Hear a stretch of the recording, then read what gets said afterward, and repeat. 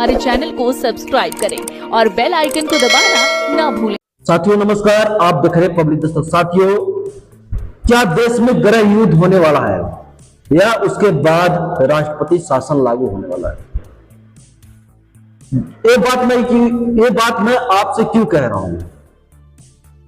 ताकि मैं आपको बताऊं कि जब से बीजेपी की शासन आई है 2014 के बाद से 11 साल हो गया है, लेकिन ऐसा लगता है कि देश में गृह युद्ध होने वाला है और बहुत जल्द राष्ट्रपति शासन लागू हो जाएगा।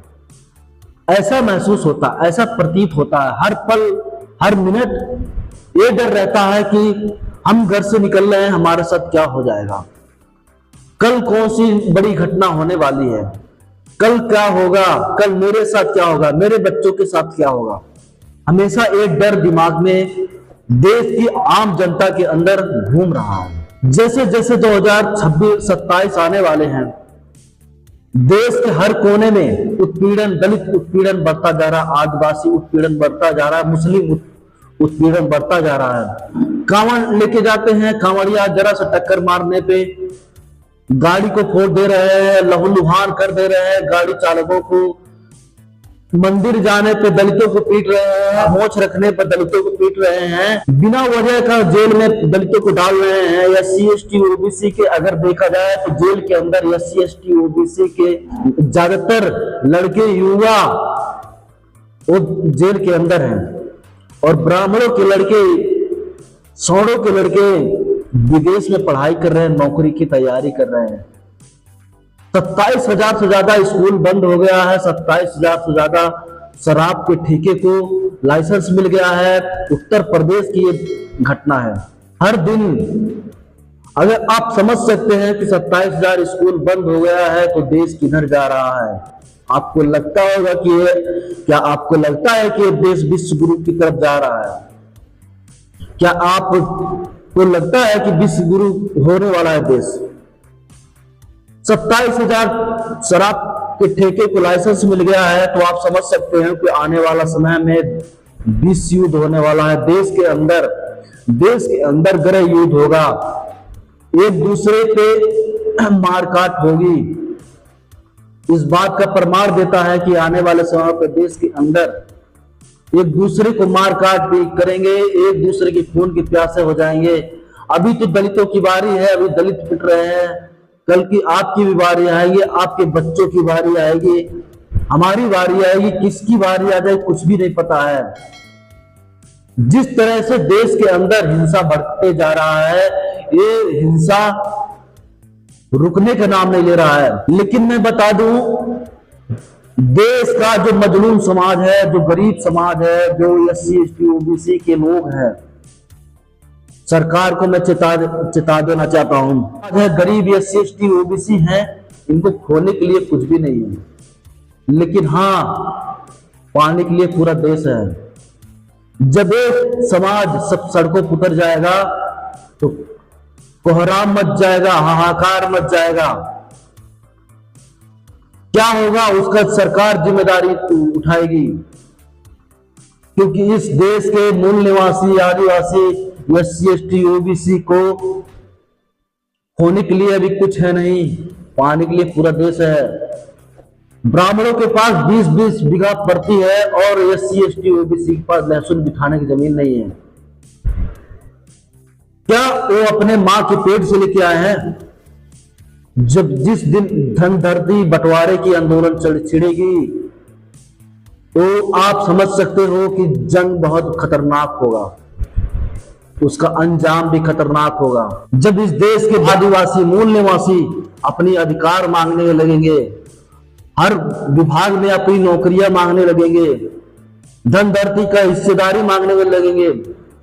भारत में SC ST OBC है, उनके पास लहसुन बिठाने की जमीन नहीं है, ब्राह्मणों के पास 20-20 बीघा पड़ती है। क्या वो आपको लगता है कि वो अपने माँ के पेट से लेके आए हैं या यूरेशिया से लेके आए हैं? देश आजाद हुआ, प्रकृति आजाद हुई, संसाधन आजाद हुआ, तो क्यों धनधरती में बराबरी की हिस्सेदारी नहीं मिली? किसी की 1000 एकड़ जमीन है, किसी पर लहसुन बिठाने नहीं है। हम खुश हैं, ये मत सोचिए कि हम खुश हैं। देश के अंदर आदिवासी जो पीठ पे अपने बच्चे को पीठ पे बांध कर भट्टे में काम कर रही हैं, उन महिलाओं के बारे में सोचा जाओ।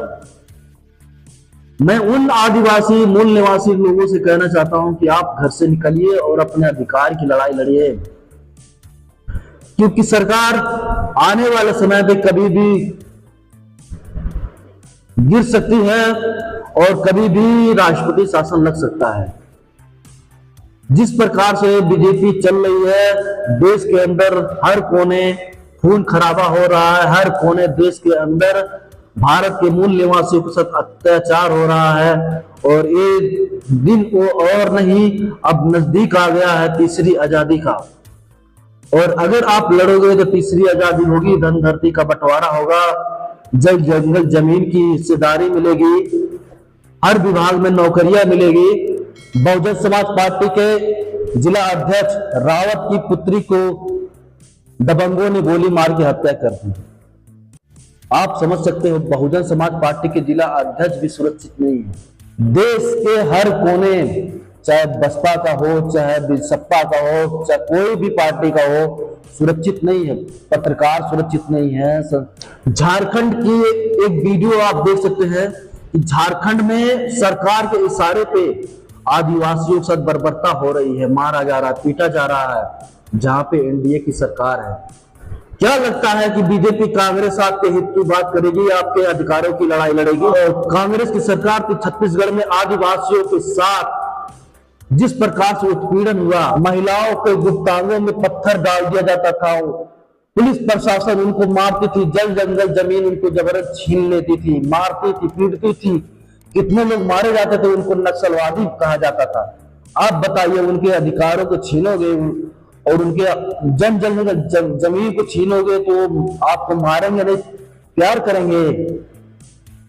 उनके महिलाओं के साथ, उनके बहन बेटियों के साथ अत्याचार बलात्कार करोगे, उनके बहन बेटियों के गुप्तांगों में पत्थर डालोगे तो क्या आपसे प्यार करेंगे? और जब वो आप पे हमला करते हैं तो उनको नक्सलवादी आतंकवादी क्या विदेश से आए हैं? इस देश के लोग, आदिवासी मूल निवासी, जो भारत का मूल निवासी है, उसको तुम नक्सली बताते हो जब तुम पे हमला करते हैं। तो एक दिन दूर नहीं, सरकार बदली जाएगी और एक दिन ना एक दिन बदली जाएगी। अमर होने नहीं बीजेपी आई है, अमर होने कांग्रेस नहीं आए हैं, अमर होने मोदी जी नहीं आए हैं। इनकी भी सरकार गिरेगी, मोदी जी भी हारेंगे, किसी दिन बहुजनों की सरकार आएगी, चुन चुन के जवाब लिया जाएगा। एक उत्पीड़न का जवाब लिया जाएगा। हो सकता है कि आप लोग जो खेल खेल रहे हो उससे भयानक खेल खेलना पड़ेगा, क्योंकि आप इस देश के मूल निवासियों को चूड़ी पहनने वाला समझ लिए हो। अभी इनका क्रोध तुमने देखा नहीं है। बीजेपी आरएसएस के दलालों, तुम लोगों ने अभी देखा नहीं है भारत के मूल निवासियों का क्रोध। जब भारत के मूल निवासी क्रोध में आते, सम्राट अशोक जैसे कलिंग युद्ध छिड़ जाता है। जब भारत के मूल निवासी क्रोध में आते हैं तो बीमा कोरेगांव जैसा युद्ध होता है। भारत के मूल निवासी जब क्रोध में आते हैं तो फूलन देवी जैसा होता है। भारत के मूल निवासी जब क्रोध में आते हैं, जनरल डायर को घर में घुस के मारने वाले भारत के मूल निवासी हैं। तो इस भारत के मूल निवासियों को ललकारो मत और डराने की कोशिश मत करो। जो आप लोग गृह युद्ध छेड़ना चाह रहे हो, जो आप लोग सोच रहे हो कि ये लोग डर जाएंगे, तो कतई ये आपकी सबसे बड़ी भूल होगी। अगर भारत के मूल निवासी को डराने की कोशिश करोगे, अब वो जमाना नहीं रहा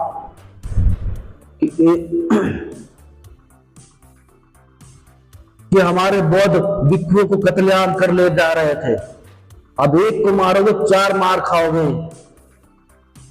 जब तक बर्दाश्त हो रही है तब तक, जिस दिन बहुजन मूल निवासियों का पारा घुमा उस दिन तुम्हारा यूरेशिया में स्थान मिलेगा। 27,000 शराब के ठेके खुल गए हैं, उस शराब के ठेकों को लाइसेंस मिल गया है और 27,000 स्कूलों को, सरकारी स्कूलों को बंद कर दिया गया है। और बीजेपी के दलाल, जो बीजेपी में अम्बेडकरवादी समाज, ये दलित समाज काम कर रहा है, बीजेपी को समर्थन कर रहा है, और अभी भी दलाली के नशे में चूर हुए हैं, उनको अभी दलाली के नशे से बाहर नहीं आ रहे हैं। वो समझते हैं कि हमको नौकरी मिल गई है, क्या करना है, जो गरीब है उसको मरने दो। अगर देश में राजनेता नहीं होते तो ये सरकारी नौकरी वाले देश के गरीब जो मजलूम हैं, जिनको अभी तक नौकरी का लाभ नहीं मिला, आरक्षण का लाभ नहीं मिला है, इनको कब कब मिटा दिए होते। सिर्फ हमें मारने वाले भारत के गरीबों को, SC/ST को मारने वाले, गरीबों को सताने वाले कोई और नहीं है, हमारे अपने लोग हैं। क्योंकि ये लोग नौकरी पा गए हैं तो ना सड़कों पर उतरते हैं, ना लड़ाई लड़ते हैं, और ना ही उनके बारे में बात करते हैं। सोचते हैं हम खुश हैं, हमें क्या जरूरत है नौकरी, अगर हम आएंगे तो नौकरी हमारी चली जाएगी, किसी मामले में फंस जाएंगे, हमारी नौकरी चली जाएगी। और उन बच्चों के बारे में नहीं सोचते हैं, सोचते हैं हम खुश हैं, पूरा संसार खुश है। अरे नालायकों, सोचो कि वो भी तुम्हारे भाई हैं, एक टाइम खाते दूसरे टाइम के लिए सोचना पड़ता है। हमारे ऐसे ऐसे देश के अंदर मूल निवासी भाई हैं। संत कबीर नगर डंगटा नाम का एक विधानसभा है, जहां बहुजन समाज पार्टी के मुखिया बहन कुमारी मायावती ने जिला का नाम संत कबीर नगर रखा, और तहसील डंगटा बहन कुमारी मायावती के शासन में बना। वहां एक चौक था, उस चौक का नाम डॉक्टर अम्बेडकर और बाबा साहब की मूर्ति लगाना चाह रहे थे। तो हमने उस विषय में खबर बनाया और बोला कि बीजेपी के कार्यकर्ता चाहते हैं सरदार पटेल की मूर्ति लगे, अम्बेडकरवादी चाहते हैं कि बाबा साहब की, अम्बेडकर की मूर्ति लगे। इसमें कहे कि बीजेपी के कुछ दलाल जो अम्बेडकरवादी समाज के हैं, जो हमारे लोग हैं, दलित समाज के, SC समाज के हैं, उन लोगों ने हमें विरोध किया कि आप गलत खबर लगा रहे हो, बीजेपी में तनाव हो जाएगी, एक दूसरे में खींचातानी हो जाएगी। ऐसा कुछ नहीं है यहाँ पे। मैं इंतजार कर रहा हूं कि किस दिन अम्बेडकर की मूर्ति लगेगी, उस दिन मैं इस वीडियो को पब्लिक करूंगा। अंदर खाते प्लान चल रहा है कि वहां पर सरदार पटेल की ही मूर्ति लगाया जाए, और बेवकूफों को उल्लू बनाया जा रहा है। ये बेवकूफ समझ नहीं पा रहे हैं। वहां पर प्लान चल रहा है कि वहां पर डॉक्टर अम्बेडकर की नहीं, सरदार पटेल की मूर्ति लगाया जाए। ये दलालों को समझ में नहीं आता है, जहां पे मिल जाता है चाटने को, वहां पर दलाली करने लग जाते हैं। आज बीजेपी मजबूत है तो हमारे लोगों की वजह से मजबूत है। ये मजबूत अपने दम पे नहीं है, हमारे दलाल भाइयों की वजह से मजबूत है। देश में स्कूल बंद हो रहे हैं, 27,000 शराब ठेके खुल गए हैं, लेकिन इनको दिखाई नहीं दे रहा है। जो हमारे अम्बेडकरवादी समाज के हैं, दलित समाज के हैं, उनको अंधभक्त वो भी बन गए हैं, और वो भी बीजेपी के समर्थन में है, वो भी खिलाफ नहीं आ रहे हैं। जिस तरह से देश में अत्याचार बढ़ रहा है, जिस तरह से देश में हर दिन दलितों के साथ पिटाई हो रही है, लेकिन दलित समाज बीजेपी से चिपका पड़ा है। उत्तर प्रदेश तो छोड़िए, पूरे भारत में चिपका हुआ है, पूरे भारत में। और दलित और बीजेपी का लोग विरोध में, हमें समझ नहीं आता कि विरोध कौन करते हैं, वोट कौन करते हैं देश में। और बीजेपी सत्ता में आ जाती है, और जो सत्ता में आएगा वो अपनी काम करेगा, वो अपने मनमानी करेगा। 2027 से पहले देश में गृह युद्ध होने वाला है, और देश में राष्ट्रपति शासन लागू होने वाला है। क्योंकि जिस प्रकार से देश के अंदर दलित आदिवासियों के साथ उत्पीड़न हो रहा है, दलित आदिवासियों को मारा जा रहा है, पीटा जा रहा है, उनकी बहन बेटी से बलात्कार अत्याचार हो रहा है, इससे पूरा मुझे लगता है बीजेपी का भविष्य दिखाई दे रहा है। युद्ध होने वाला है, देश में राष्ट्रपति शासन लागू होने वाला है। जैसे जैसे 27 की तरफ जा रही है, अत्याचार देश के में हर कोने बढ़ रहा है। प्रत्येक दिन कभी गोंडा में, कभी बस्ती में, कभी गोरखपुर में, संत कबीर नगर, बिहार, पटना, हर प्रदेश में हर दिन, प्रत्येक दिन नया घटना घट रहा है। घटनाएं डेली बढ़ रहा है, अत्याचार डेली बढ़ रहा है। लेकिन जो अंधभक्त हैं, बीजेपी के साथ चिपके हुए हैं, वो छोड़ नहीं रहे हैं, वो चिपके हुए हैं। वो अपने पेट और अपने बच्चों के पेट पालने में लगे हुए हैं, बाकी लोग मरते रहें, कहते हैं ना कि अपना काम बनता है और भाड़ में जाए जनता। तो ये सिस्टम हो गया है देश में अंदर, कोई मरे मरने दो, हमारे बच्चे खुश रहें। तो ये भक्ति का नशा कब उतरेगा देश के आदिवासी मूल निवासियों का? जिस दिन उतरेगा समझ लो कि बीजेपी का अंतिम संस्कार हो जाएगा, बीजेपी अंतिम हो जाएगा और राष्ट्रपति शासन भी लग जाएगा। देश के अंदर गृह युद्ध भयानक होगी। तो वीडियो कैसा लगा है? वीडियो को लाइक करें, शेयर करें, सब्सक्राइब करें। धन्यवाद। हमारे चैनल को सब्सक्राइब करें और बेल आइकन को दबाना ना भूलें।